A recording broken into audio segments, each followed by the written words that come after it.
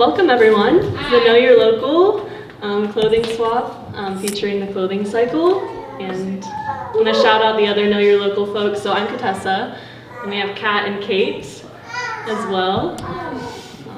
So we are the Know Your Local team. We're open for more folks to join. Braden is our videographer. I'm just hanging out. Never mind, Braden's just hanging out. Yeah, so thank you all so much for coming. I'm gonna do this very relaxed. There's like not very many people here, so feel free to like jump in if you want me to like go more into detail on anything, or if you want to ask a question, or if you have something to say, like please like raise your hand or indicate some way, or you can yell at me. I don't really care. We're all here chatting together. So this talk is about sustainable gift giving. And I had a fun little name that I thought of earlier. I'm forgetting it now. I think we're gonna gift outside the box. That's the name for the talk. Gifting outside the box. Thank you. A little bit of background on this event, which I think you all already know, but we partnered with the Clothing Cycle for this event, which is the organization that I'm the founder and strategic director of. The Clothing Cycle is building a zero-waste fashion system that centers community and climate. We do that mostly through organizing clothing swap events, and we sort through all the clothes that are left over after our events to either go into our curated shop, to be upcycled by either me or other local designers in the area, to go directly to mutual aid groups that we have partnerships with, so to go directly into the hands of people in need. Those are our big buckets of where the clothing goes. Our tagline is Swap Shop Justice. We do a lot of vending events, sewing workshops, fashion shows sometimes, like a fashion show on February 22nd. So put that on your calendar. It'll be in partnership with Angelica Village, which is a really cool intentional living community that mostly has refugees, mostly works with refugees. So it'll be a lot of cool work to see there. At the event tonight, we also have a gift wrap swap where you can grab some bags or little like paper confetti or tissue paper for gifts this year. There's a couple boxes and things you could grab if you like to collage, little containers for things. Someone brought a bunch of nail polish, so if you want some nail polish or missing a color in your collection, feel free to take any of those. We're also doing a plant swap. Please take a plant, it's a great gift. We'll talk more about that later. We also have zines for Off the Bottle and the Clothing Cycle, and some upcycled fabric patches from the Clothing Cycle too. There are a bunch of little worlds that I made out of just secondhand materials like denim and other green pieces to put together. Any questions on any of that or any other parts of the event before I get in? Okay, cool. Sounds good. Sounds good. It's so silly to have a microphone. I'm gonna grab my water actually before I get started.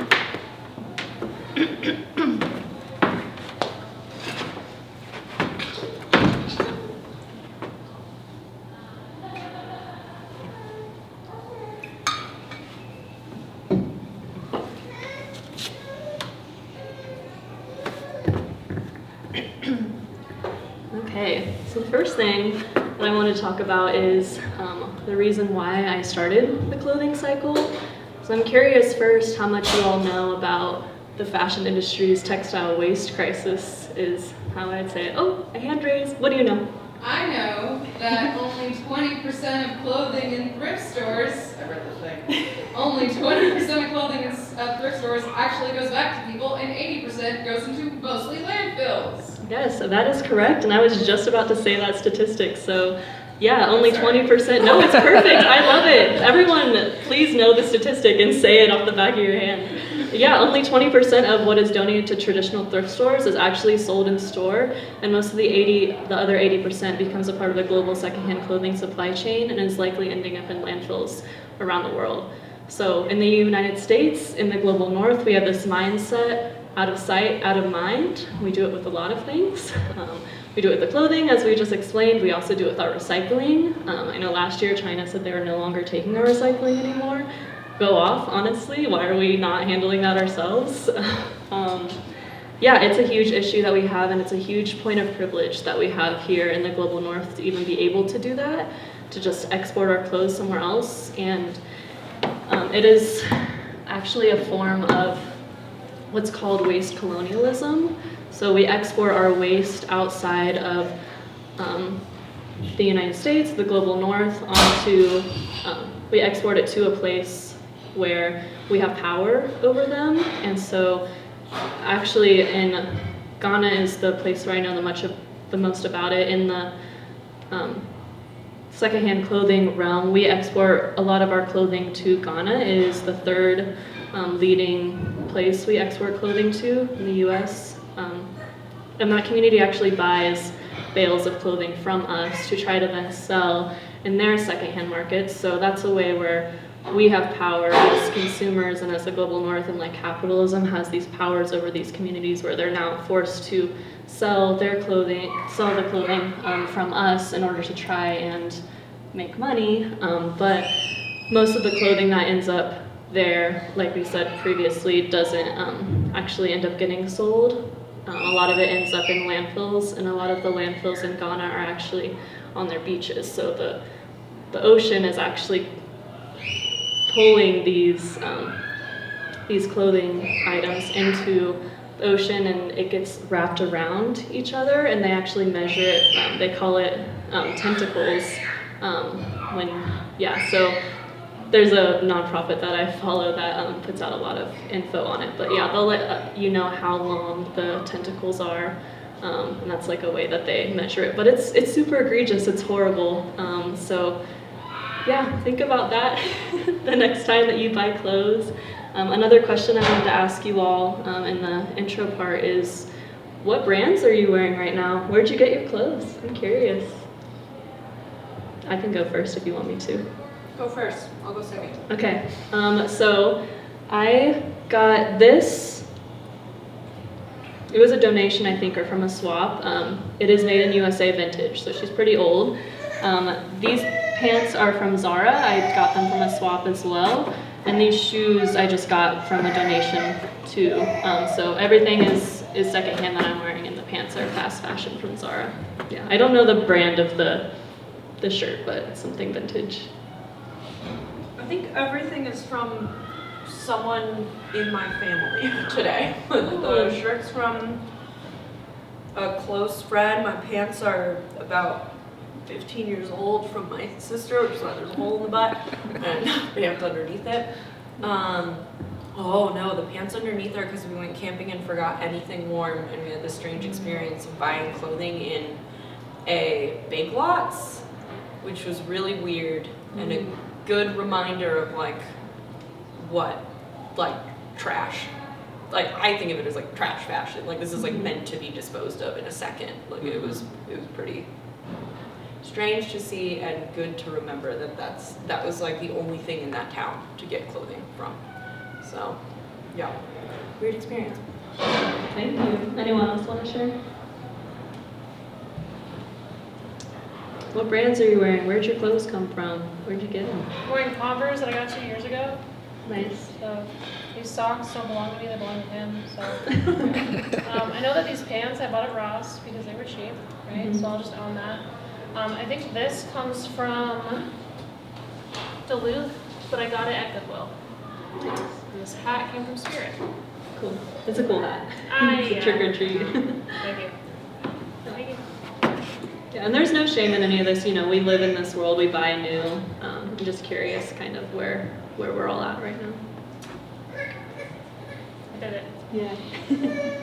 Cool. Maybe one more person.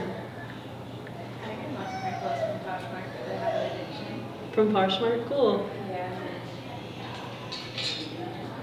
Black Milk? Oh, I love Black Milk. What is it? Black milk? Yeah, it's not shutting. Oh, cool. They're not the best, but they're not the worst. Yeah. But one thing that I was thinking when you said that, like, countries in Africa that buy their clothes back, but we also make, these other countries make our clothes. So it's weird that we make them make it and then sell it back to them. It's like Yes. That is a very good point. Yeah, the start and ending place is the same. The production and the waste side of it is all the same part of the system. It's, yeah. One time I went to Uganda and I was there on study abroad with my school. And I saw one of his, just the kid that was wearing our school shirt. He's like, that was a weird experience. But also Yeah, it's super interesting. I know whenever we have like a big football game like the Super Bowl, right? They will print shirts for both teams winning because they don't know, obviously. And yeah, whichever one wins is the ones that go out to be sold, and then the rest of them will just get exported, shipped, like I was talking about earlier. So people, in the global south will be wearing like, a team won the Super Bowl that didn't actually win because the shirt was produced, and it's cheaper in their best interest to just produce it and get rid of it versus actually being intentional about all of that. I also wanted to, there's an app called Good On You where you can search fashion brands. So that was a segue I wanted to take with us sharing what brands we're wearing. So two big brands that I heard was Converse and Zara. I want to do those two. So Converse. You're gonna break my heart right now? I might. It doesn't look like they're too bad. Yes, how bad can it be? Come on. Yeah, but Good On You rates brands based on their social and environmental due diligence. So it'll give them a scale between 1 and 5 on how well they're doing in that front, and will give some reasons why. So Converse is actually a 3. So it says it's a start. Their labor rating is good, not great, but good. Their environment rating is good, and their animal rating is it's a start. So it seems like they may use some kind of animal testing or animal products in their production. That may be. It's really awkward because I'm a vegetarian. But it's a start. You just gotta hold them accountable. You should email their CEO or something. It'd be fun. I'm gonna look up Zara again. The next one. And Zara says not good enough. They're a 2 out of 5. It says for the labor, they're not good enough. The environment, they're not good enough. And the animal side of things, they're not good enough. Is there any other brands someone wants me to look up real quick that you're curious about? I know Reformation is one that's a good, like, ethical brand. Fruit of the Loom? Fruit of the Loom. Yeah, they're really common. Mm-hmm. And then maybe Levi's. Or Zane's, I think that's where our socks are. Fruit of the Loom is also It's a Start. They're both It's a Start in labor and environment, and they have good animal practices, so we don't use any animal testing there. Yeah, what about Levi's? Levi's. So this app is ruining my life. Levi's are good. It says their labor is It's a Start, the environment is good, and their animal rights is It's a Start. What's the So lowest rating? what is the lowest rating? Well, let's look up Shein. Very poor, it looks like. You look at the photo pack? Oh, yeah. Feel free to grab a spot anywhere. Okay. Sorry, I know, but. We Avoid is the lowest rating. So Shein has a 1 out of 5. We Avoid. Labor, very poor. Environment, very poor. And animal, not good enough. So yeah, I always recommend this app to people when they're getting into the ethical fashion realm or want to make more ethical consumption choices if they're maybe privileged to do so, because it is a good resource for being mindful of where your money is going. I wish that there was an app that could tell us all of the ethical practices of all these companies and corporations that we have to interact with in regards to sustainability, animal rights, and labor rights. But it's really the intersection of all those that I think is the most important thing to think about in our consumption. And there's this organization called Collective Fashion Justice that released a book called Total Ethics Fashion, and that's what it is all about. It talks about how most businesses and corporations only focus on one of those things as like a marketing thing. So, some company will be like, we're really great for the environment, buy from us because of that, but they have really poor labor practices, maybe use wool or leather in their products and don't have fair animal practices in line with that. So yeah, just something to think about. there, but I want to get back into the clothing cycle and why I started it, since we talked about the waste and the production side of things. And I started the clothing cycle to give people an opportunity to donate clothing and engage with fashion outside of the current system and the current box that we live in. So because we just learned that we can't really trust the traditional thrift stores, it's obviously better to donate your clothes directly to organizations who are working with people in need, people who are living outside, people who are enduring all of the social issues that our society creates, but also understanding that that is not accessible to everyone to know all of those places and to know how to give their clothes in an ethical way. So the clothing cycle kind of takes on that in our system. And I'm very, very happy to be doing it and to be here today. Yeah, it is a very big passion of mine. And could I chime in a little? Please do. On that? Yeah. I met Contessa because of, well, I bumped into you at a cafe first, but then we quickly talked about the clothing cycle. And the thing outside of just the clothing part that I love about it is how communal it is, and like reintroducing this idea of community aid, but also just like community period. Like we are encouraged to purchase in a way and live in a way and frequent places in a way that is highly like individualistic and like, what do I want? How can I cater this exactly to me? Like, how do I get the world to meet my needs? Like, that's a lot of how our whole structure is designed, and so engaging with that is the most natural, easy, energy efficient thing for us as individuals. It's not because we're selfish pieces of shit, it's because the whole world around us is built that way. And so what I really loved about the clothing cycle was this reminder of like a really simple concept. You have a shirt that you don't want, that could fit me. I have pants that you don't want, that could fit me. Like we did this a lot when I was younger within like family, within friend spheres. And it's so hard, just like lots of other things as adults, or like in a place you didn't grow up in, or outside of like a reinforced community environment, to find that kind of engagement and exchange about like practical everyday pieces of life.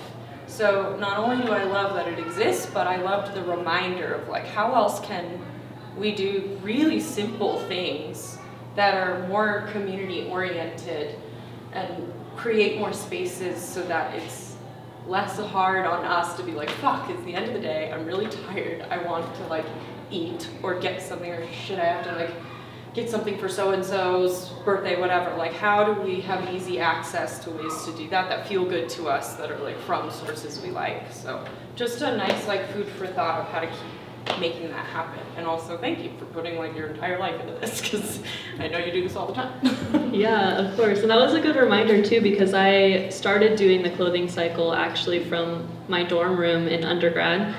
I was just selling secondhand clothes on Depop, and my mindset then was I just wanted to give people an opportunity to buy secondhand and to engage with secondhand a bit more. But that was when I was living in Indiana. I was a senior in college.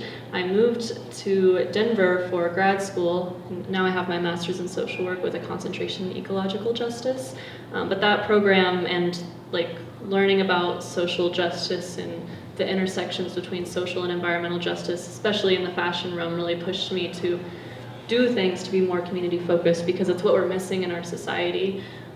And so, yeah, that was my last year of grad school, was the first time I did an in-person event, a clothing swap, and I actually transitioned everything at that time to not be online anymore and to be totally community focused, and to start doing pop-up events and to start sourcing entirely from clothing swap events is a big deal for me, instead of sourcing from thrift stores, because I learned about all the harm thrift stores were doing, and I was like, I don't want to give them my money anymore, or I don't want my business to be dependent on them, because that is how we get into these cycles of, you know, these corporations having a lot of power.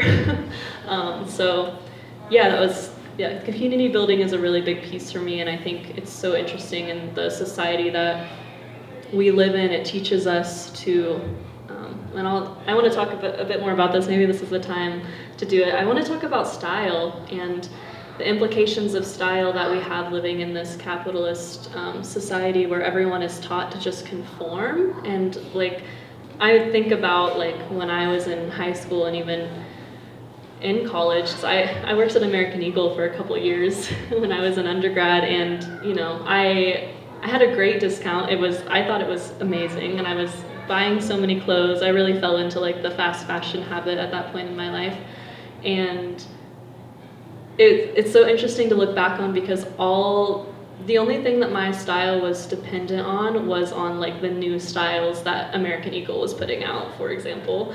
And it was very dependent on like social standings and like different like relationships I had with like my classmates in college or like my coworkers, like, and how we put outfits together. It's just like, and there was none of my style was personal to me. It was all like external. It was conformity, it was looking for validation, it was like wanting to fit in. And I think one of the most empowering things that we can do is to develop our own personal style. And that's why I love people who thrift so much, because they're all like looking for the diamond in the rough, and it's so like, you know, it's just, I relate to them so well. I also had a thrifting habit after I stopped working at American Eagle. That's kind of the pipeline for me, I guess, to getting here. But yeah, I want to emphasize the importance of building your own style and to think outside the box and lines with that too. And yeah, how our personal style in the US is mostly pushed by fast fashion companies and advertising. And yeah, these fast fashion companies, another interesting statistic is that, so what is fast fashion? I guess fast fashion is fashion faster than it used to be, in very simple terms. Zara was actually one of the first fast fashion brands to ever exist, and Zara started the trend, if you will, of what we call micro seasons. So a micro season is a smaller fashion season.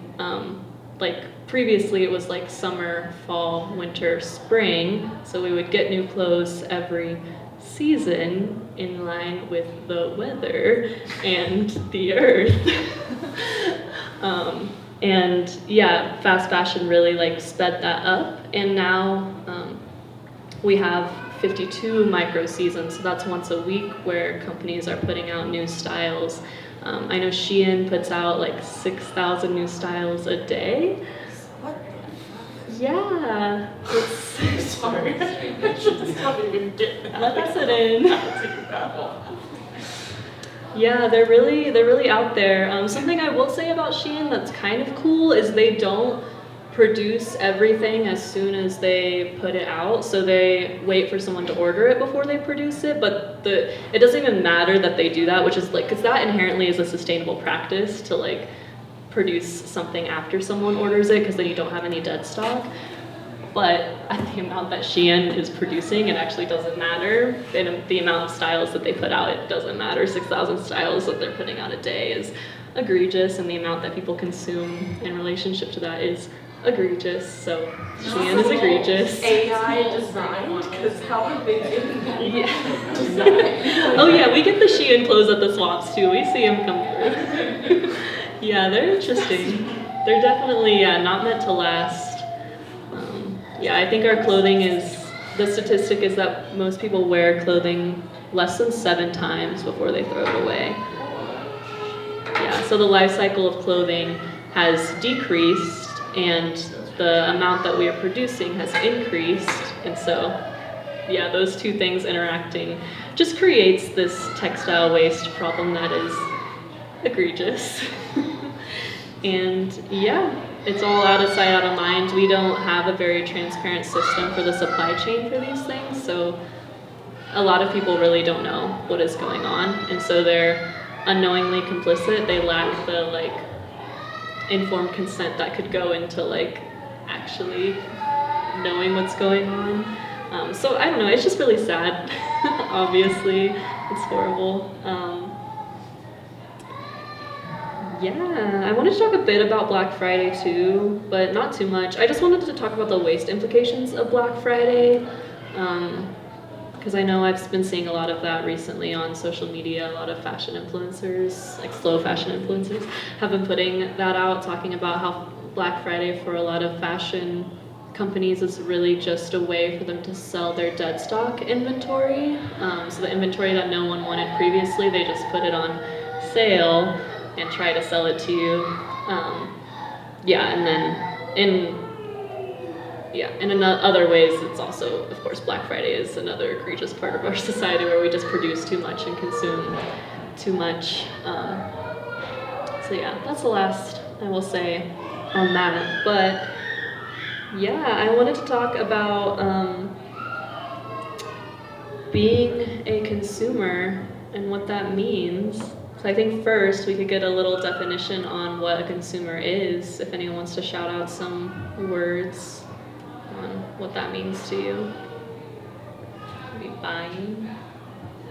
I mean, I just ate, so ingesting is the main thing on my mind. Yeah, eating.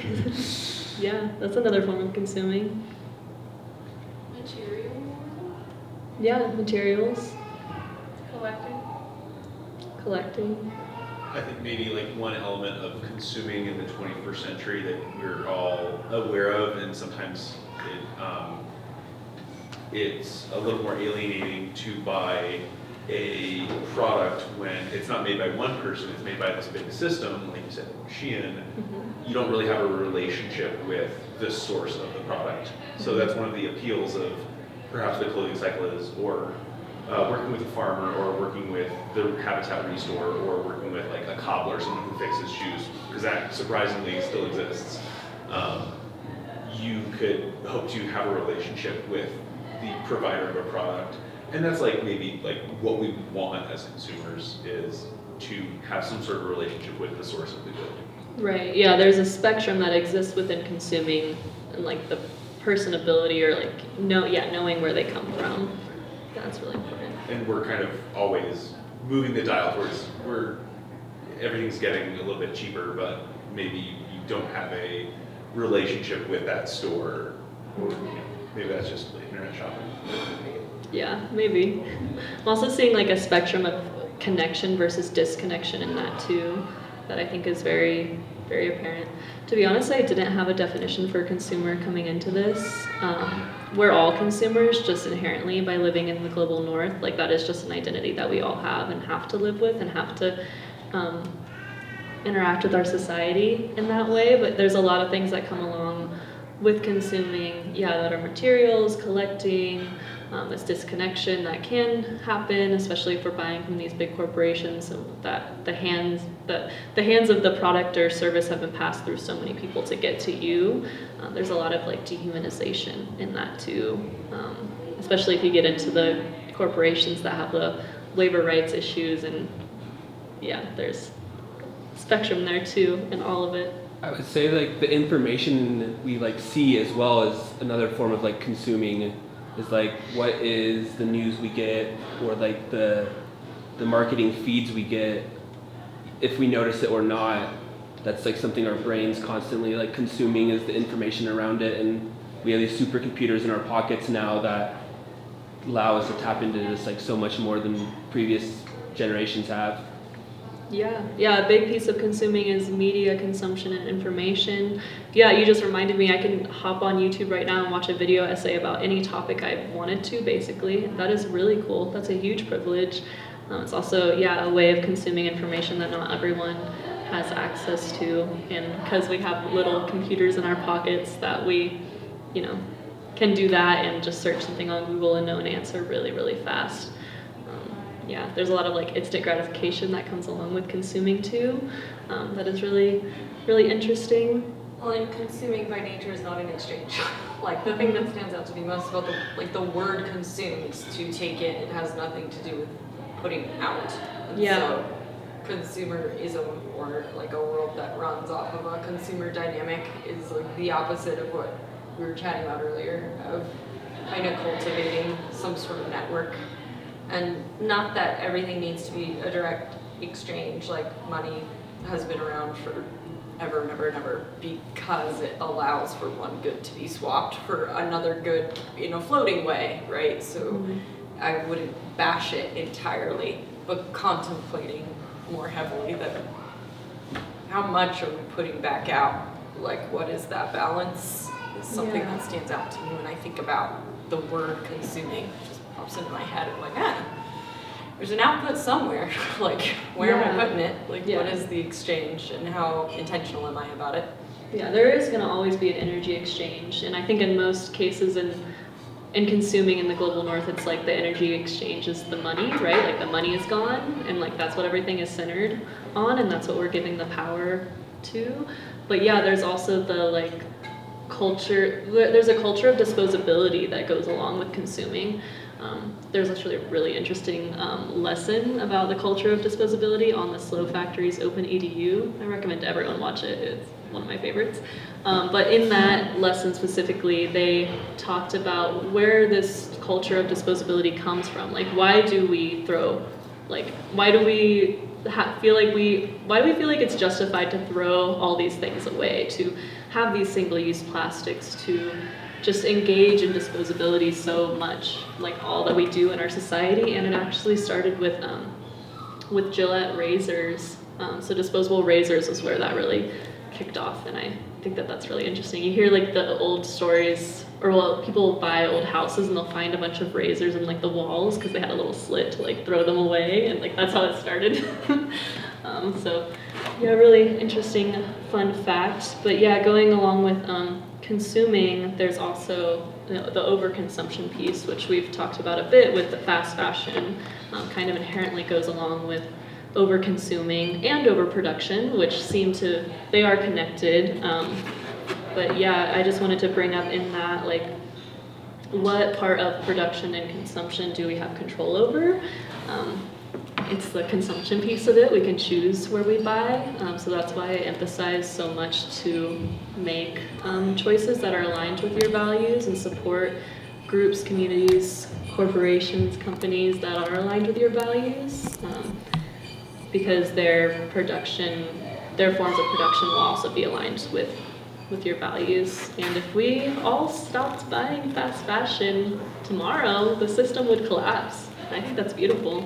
I think we should do that, and I invite you all to do that, to go to more clothing swaps, do thrifting, and yeah, just compost the system, if you will.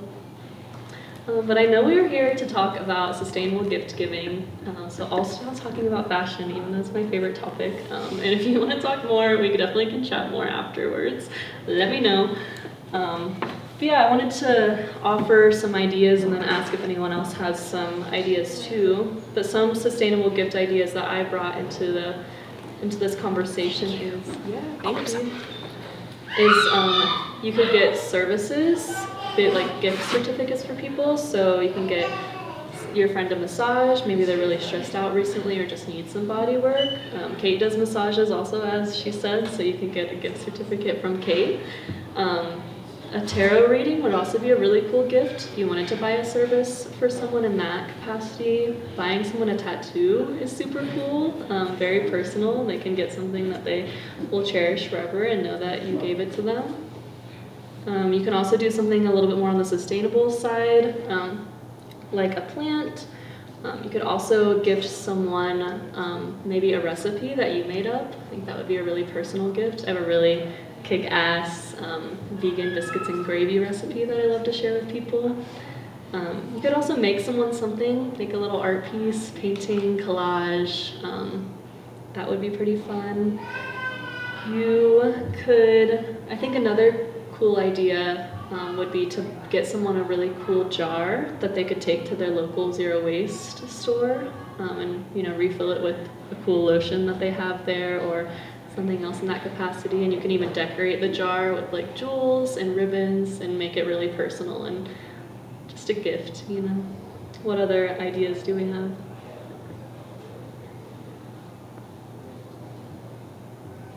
Can I hop in and do my mini talk part? Yeah. Yeah, here. Maybe this will get some thinking going.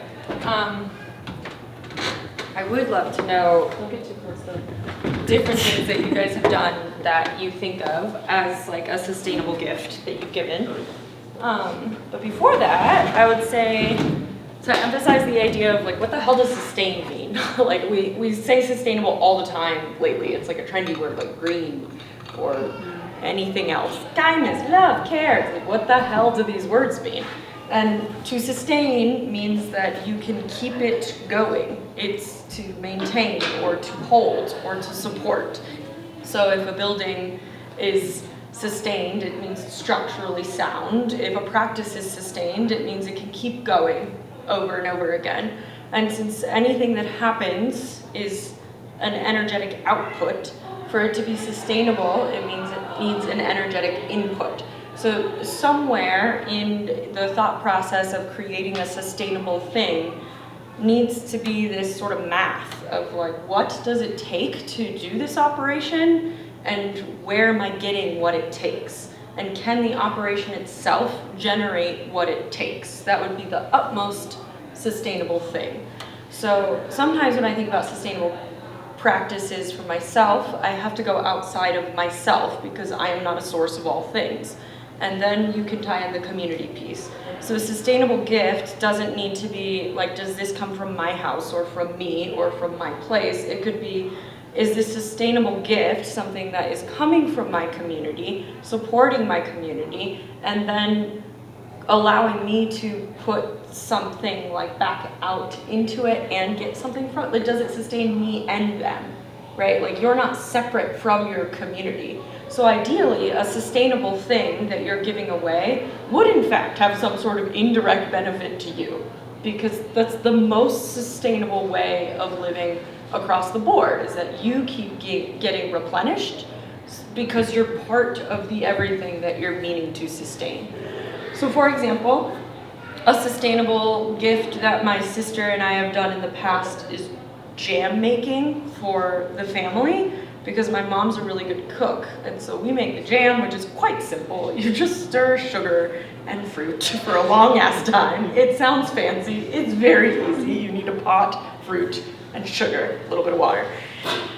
And then every time we went to somebody's house in the family, we got to eat really well, especially at my mom's, and so it became this cyclical thing. And then we have a mason jar, the mason jar becomes storage for other stuff.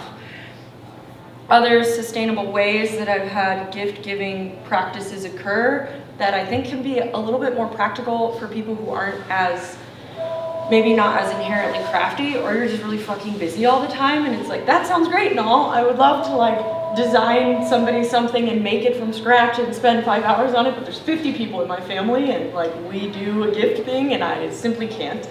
Are doing white elephants in your crew, where people bring something that they're pretty sure a few people would like, and then you place it on the table and you take turns kind of going in and out and exchanging.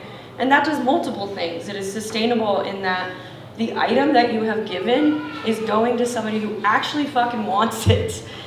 We have a lot of pressure in our world to give presents at certain times rather than to give presents because we thought of somebody and we thought they would like that thing or that act or that action.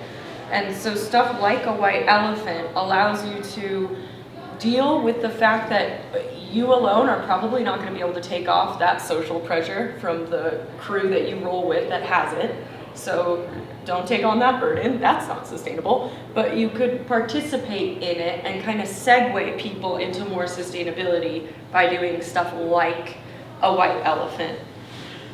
And then when you do white elephants for a while, or you do like a swap, or maybe like a draw names. I have a big ass family. We don't even get everybody something. We automatically are like, we're doing a draw names. Like it's a website that automatically generates like a Secret Santa type function for you. So we just give somebody one thing.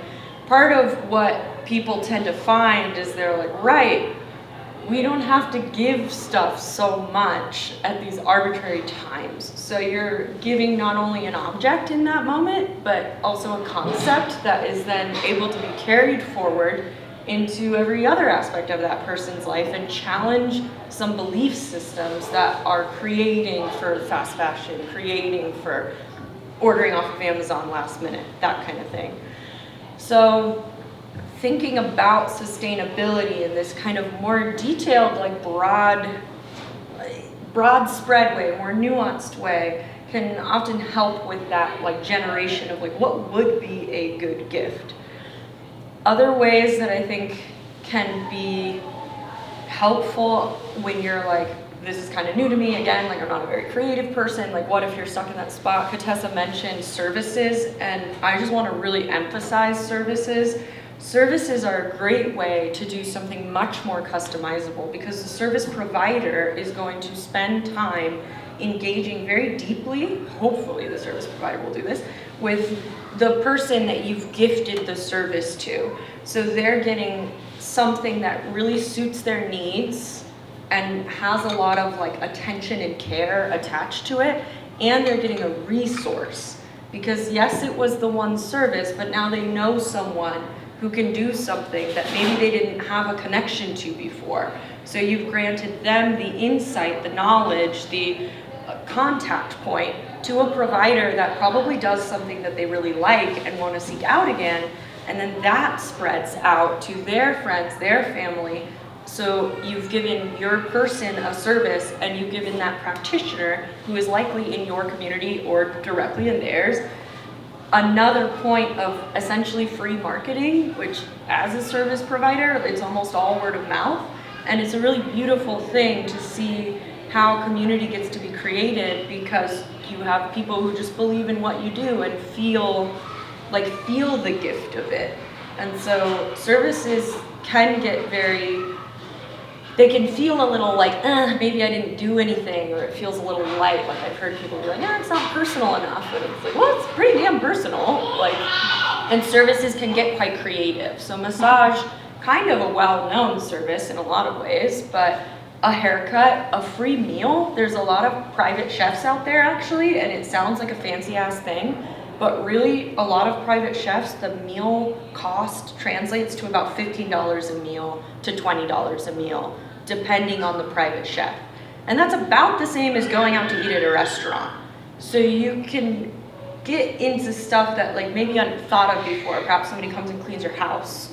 All kinds of stuff, a personal coach, something to be like, hey, I know you're struggling with this work issue. I got you 3 sessions because I know you never would get them for yourself, but now you get this like wisdom piece. So yeah, just different ways to challenge this concept of like, what is a sustainable gift? How does it feed into this broader sphere that you exist in and the broader sphere that your person exists in when you're wanting to give that piece?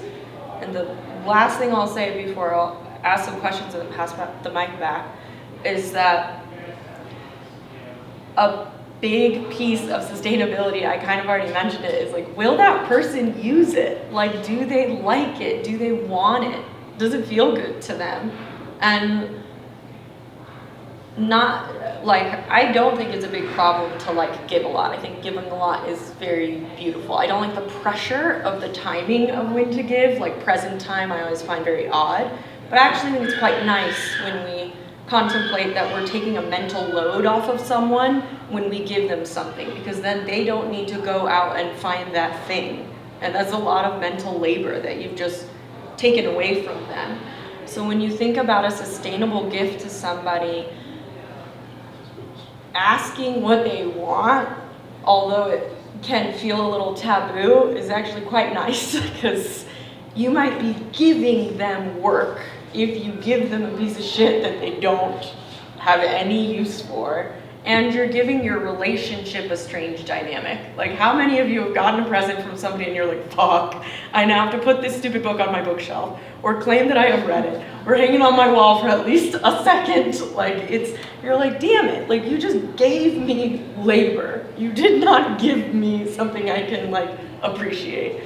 And a lot of that could be alleviated if we were a little more gutsy about just what do you even desire? And cash is not a bad present. Cash is an incredibly sustainable present. If you want to make cash a fancier thing, write a card, package it in a funny way, fold it into some origami, put a little ribbon on it. There's a lot of ways to make cash quite nice. Who would love $50 for the next gift giving? I would love $50 this Christmas. And my parents are like, what do you want? It's I would actually like you to pay for the thing I just had to buy for the home. If you could retroactively do that for me, that'd be awesome. So yeah, those are some thoughts that can maybe challenge a little bit of how do we think about presenting? What are a couple sustainable gifts that you have given now that you have that framework, popcorn style? One thing that really has worked well for me is memberships at Keensburg Wild Animal Sanctuary and the Botanic Gardens. You can bring guests to places like that. So, like, I have a lot of curmudgeonly relatives who wouldn't want to do something like that if it cost them money, but when you buy them that membership, then they can go whenever they want. If they want to invite you, they can, but they don't have to. So you're not like trapping them into an activity with you, but you can do it together. And you only have to give your name and address, so they can like give to their friends, oh, just say my name and address. And so like, my uncle never went to Keensburg, but he did give my aunt his name and address, and then she could go with his name. So, you know, memberships are great. That's a Because really you're not giving somebody a good date. one. Yeah, they can go whatever day they want. And Keensburg's great in the winter because after the snow falls, there's like a lot of contrast. So you're seeing like the lines contrasted on the snow. So yeah, it's great. I love that. I love that a lot. Or art Memberships. museum. Yeah.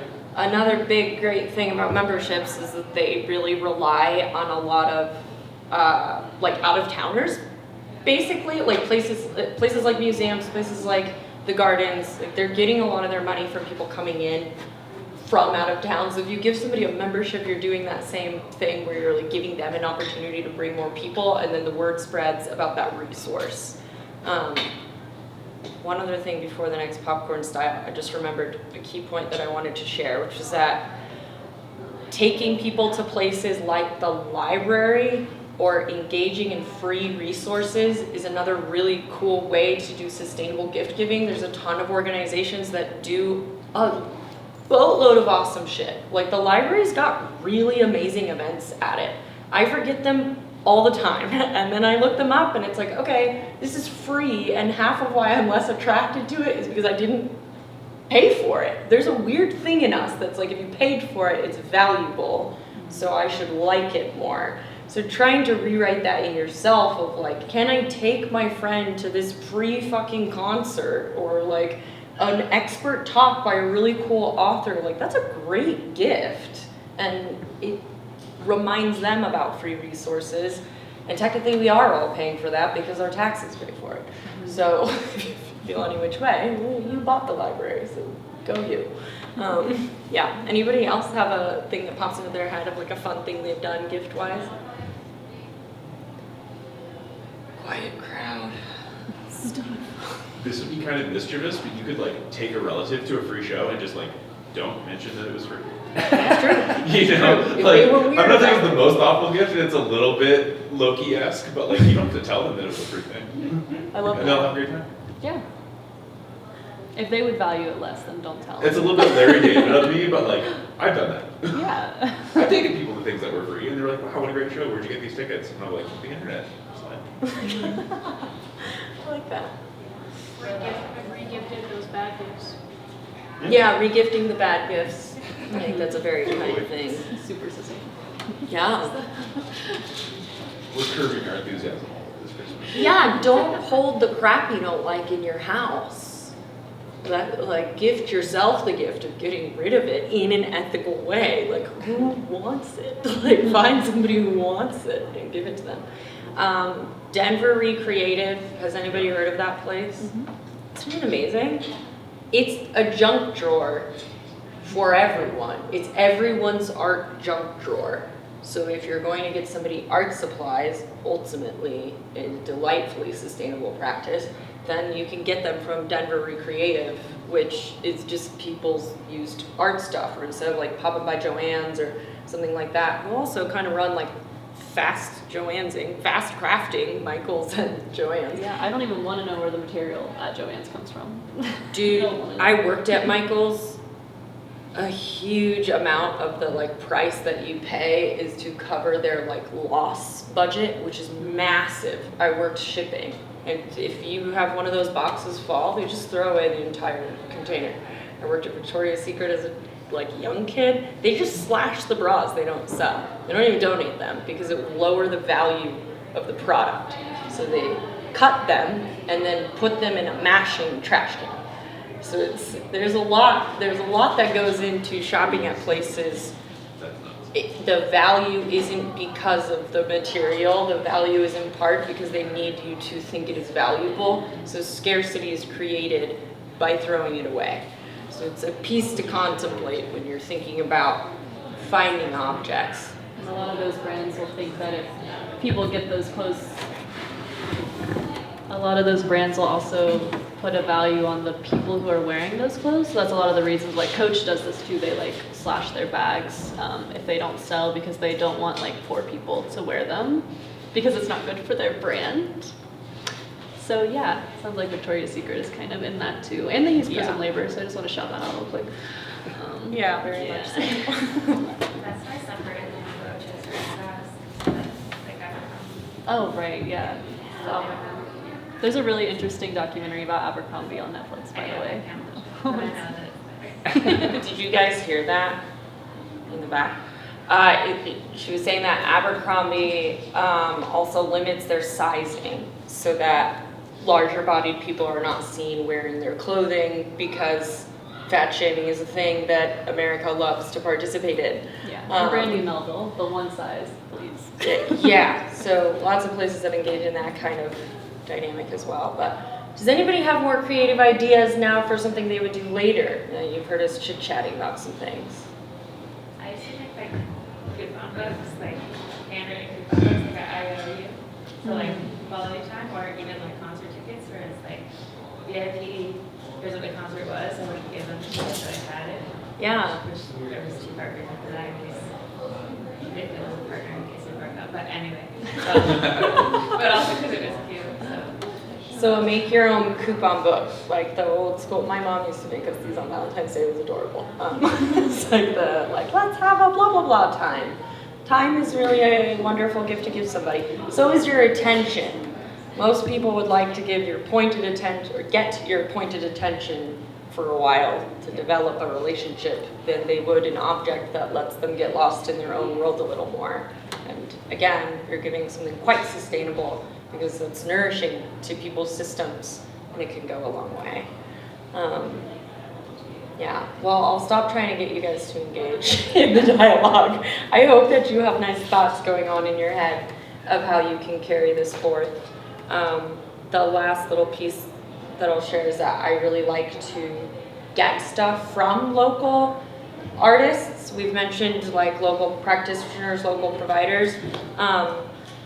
Local artists are really easy to find and they're really amazing, a lot of them. There's the Denver Art Society right off Santa Fe. There's tons of places right off Santa Fe. And again, I would challenge that concept of like, keep in mind that your brain is gonna be like, what is the cost? The cost of art means it's good art, and that is not true. There's a lot of really cool people making really cool stuff, and some loaded person hasn't seen it yet, and so they can't charge the amount that a loaded person who's seen the art can make the art of somebody fancier cost. Like, the only reason some art is in a museum is because somehow it stumbled across the path of somebody highly influential who deemed it good. And some of it's probably really good, but the art world is fraught with all kinds of ridiculous, like, social dynamics that influence a lot of that. I don't need that. That's okay. The other, just to like push other like places to source art are like conventions and expos, right? Oh yeah. I think like before Josh left, he was gonna like shout out his shirt. We got that at the Oddities convention, right? Like from local artists or even traveling artists, and so that could be like also a really good place to support different communities too. Yeah. That is all. Yeah, they're basically big groups of traveling art markets. So, and those people would love to be able to then take your money and use it for food or rent in a place that costs a lot of money, where they're trying to do something that makes them feel good instead of doing a grind job, right? So you're supporting a lot when you support a local artist, and it's really fun to have a collection of stuff that comes from around. So yeah, those are my thoughts. You want to take it back? Yeah. I wasn't gonna do my mini spiel. I had one, and then I was like, no, I'm too tired. But I didn't. Can't resist the microphone. Well, I'm almost at the end of mine too, but I think just want to emphasize thrifting. Go and thrift a gift. It can be really easy to find a cute little glass and, maybe buy some champagne or some nice little something to pair together in there. The knickknack section is always really good. I thrifted my family a couple of years ago all like secondhand clothing one year to kind of make a point. And I did actually find like a sweater with tags for my uncle that was really nice. He really appreciated, and it was very intentional, like all the things that I picked out for everyone. And it was, very different from the previous year where I had used my American Eagle discount and bought them things new, so it was a very quick change. But yeah, very much emphasize thrifting, antique stores. Also on the note of overconsumption, you cannot overconsume things that already exist. So the overconsumption only comes in to play when you're buying something that's new. So reframing that in your mind to like buying secondhand is one of the most sustainable things you can do, I think is a really good way to think about that. And yeah, we already have all of these things that exist. Go off and be a maximalist if you want to, babe. It's okay. Just thrift everything. Like you can have a cute little house. You can dress eclectic. Like, don't feel any shame about that, but just think about where the things are coming from, and honor that. My little outro was, I just wanted to say, I don't want to be a Grinch, but I really don't like Christmas, just to be completely honest and transparent.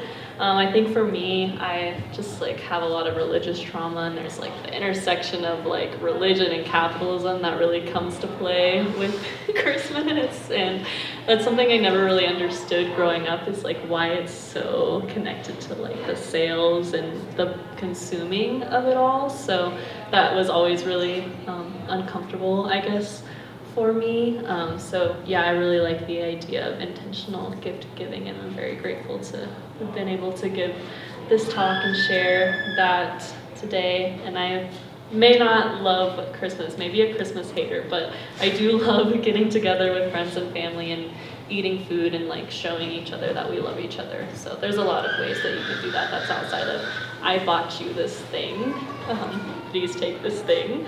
So there's a lot of power dynamics, I think, which Kate kind of was talking about too, that come into play with like gift giving too.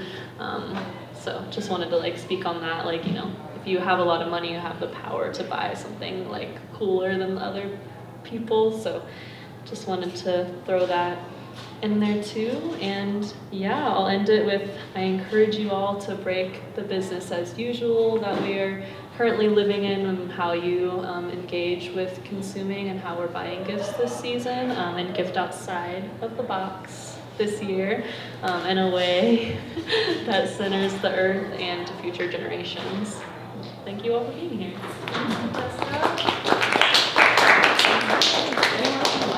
Okay, I'm gonna do a KYL. Do it KYL. First, I'm gonna fall on this cord. I don't need a microphone. I'm a very loud person, so I'm just gonna shout at you now. Thanks, everybody. It's the holiday time, whether you partake directly or not, and everybody's wiped and exhausted. So I really appreciate you coming out. I think all three of us do. Know Your Local. I'm now going to talk about Know Your Local for a second. Know Your Local is just getting started in a regular way. The idea is that we will have an expert talk. Expert just being somebody who's really good at what they do. They're not necessarily needing to do it for their professional paid job, but an expert in that sense. And then a way to connect with people after the fact or during. So we didn't do quite as much of an engagement front with one another, but I do encourage you to like say hi to the people who are here if you haven't already. That was kind of the hope, is that you get to kind of meet people and mingle. But every month we'll have a different expert talk and a different kind of way to engage in community. That's our way of trying to like offer a sustainable thing and just to do stuff we like. So if any of you are interested in participating, whether that's as the speaker up here, or if you know somebody who might really like to be a speaker and you want to serve as a connecting force for us, that would be amazing.